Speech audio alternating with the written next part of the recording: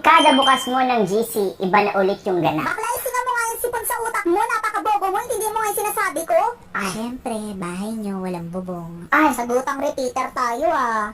Siguro ganyan talaga kapag yung utak may ubo. Kaya ka papansin sa Facebook framework. Ang tinaman pa.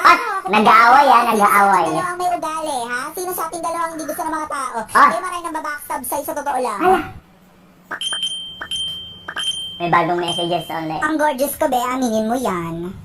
Baka sis ko yan.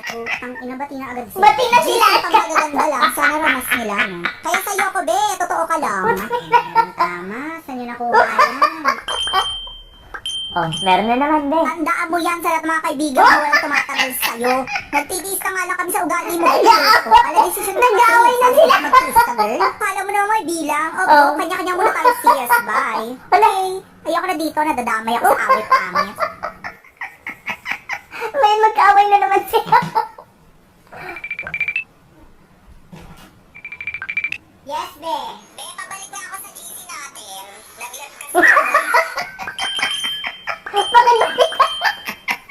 In fairness sa kaklase natin, hindi madami Wala. na nanay ah. Magkakampi naman sila ngayon. Nagpo-post sila ng picture. Putang ina, kanina nag-aaway kayo, tapos ngayon may binabackstab. Ngayon magkakampi naman sila. Hala, nagmana sa'yo yung bata. Ay, ang gulo. Kasi natin ah, maagang pinamana yung contour. Friendship goals. Ano, kada bukas ko ng GC, iba tama niyo.